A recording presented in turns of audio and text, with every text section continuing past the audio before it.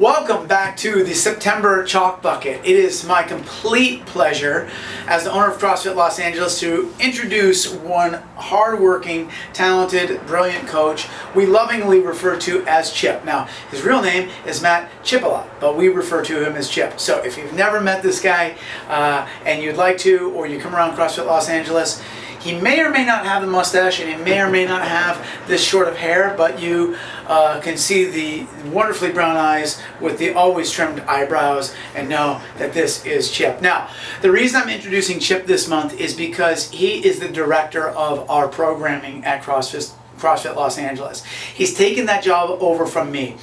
In the calendar year of 2014 going into 2015, he spent 300 plus hours learning how we program here. Now, it's a huge job, a massive amount of dedication to commit to anything, and he's a very bright, brilliant guy, having a master's degree in chemistry from UCLA. So with his scientific background, scientific mind, he was a very quick learn to this somewhat complicated programming model that we use at CrossFit Los Angeles. It's complicated until you learn it, and then once you learn it, it's very simple. But again, I've relinquished the programming responsibilities in full trustworthiness to Matt, who's just out of sheer dedication, hard will, and intelligence demonstrated a number of times that he's fully capable to take on this responsibility. Additionally, if you have questions about programming, you should direct them directly towards Chip or one of the coaches at CrossFit Los Angeles. And I'll explain later in the video how we come up with the things that we use for the programming. But I think the big pieces of how we program, Chip will explain how we get to what it is we do here at CrossFit Los Angeles. So, Chip. Thanks, Kenny. Yep. So, guys, it always starts and ends with the test week. You guys are very familiar with our test weeks. You do them several times a year in class, and each cycle has its own test week.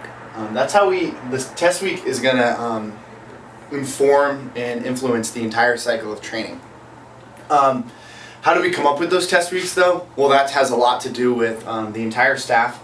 All the coaches sit down and really talk about where we are at any given time as a gym and as a community of students, and where we'd like to be in the future, or what direction we'd like to move the community along in. And that really influences our ideas and decisions on what we'd like to see not only in current test weeks but in future test weeks, because all these cycles and test weeks are connected in some way. It's a very big picture that we'll think about, the long-term picture. So, for example, we're in our 9th cycle right now, and small little pieces are threaded through all of these. So we're thinking about the giant arc of time. Right. So, in a test week, it's very important to remember we have very specific things we test every test week. And it's part of the model, and it's really doesn't change from cycle to cycle. And that's the format for each of the 5 days and the energy systems that you're being tested in. Monday tests you in your glycolytic energy system, which is the energy system used for short duration, very high intensity activities. These are a couple minutes to several minutes. Tuesday is what we call the phosphogenic energy system, or that's what science calls the phosphogenic energy system. We're testing you in a very high power activity that lasts just a couple seconds. So that's why you see a lot of 1-rep maxes on our Tuesday test days. The Wednesday test will test your oxidative energy system. That's what you need, or that's what your body uses when you're doing longer duration activities that are a lower intensity. So these are more of the endurance type workouts that are 30 plus minutes. So that's why you'll see a long workout like that on a Wednesday test day. Thursday can look one of two ways. It could be a lactate threshold test or a barbell complex test. If it's a lactate threshold test, we're testing your energy system of the energy system called the lactate threshold, which is a pretty high intense activity that's longer than a glycolytic activity, so longer than several minutes, but not as long as an oxidative workout and not as low in intensity. Or it could just be a barbell complex.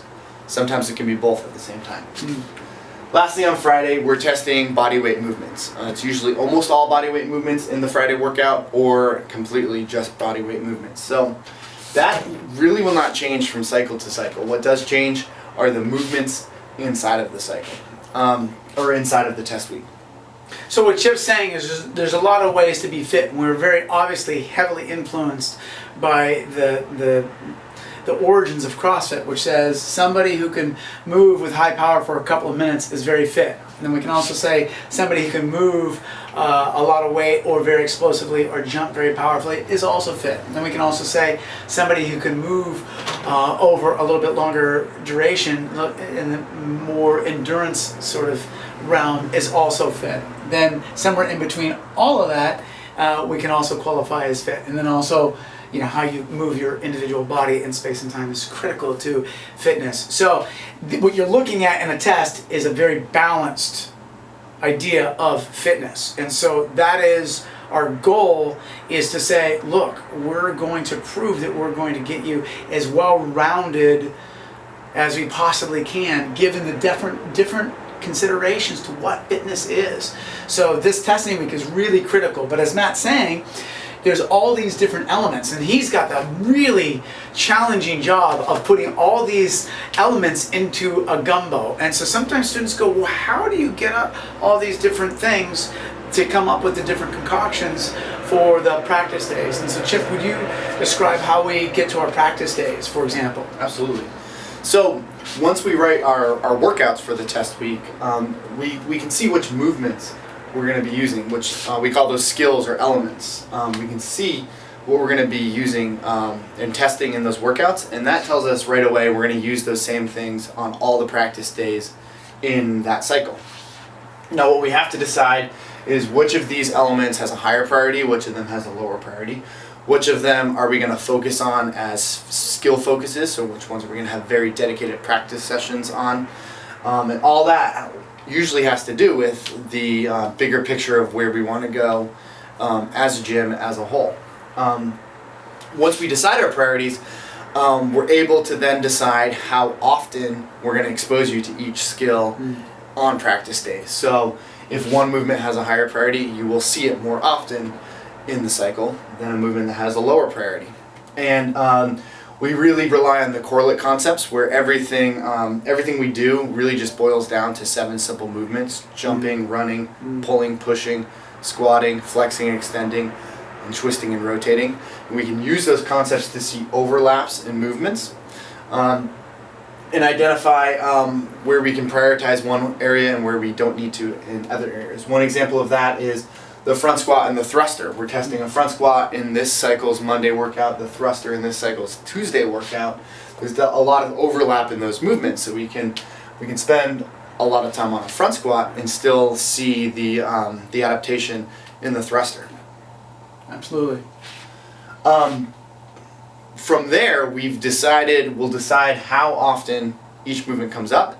Then we take all those movements and we combine them in different varieties for each of the practice days. So we can use we'll use a different combo of all the movements on each practice day, and try to keep it as give as much variety as possible.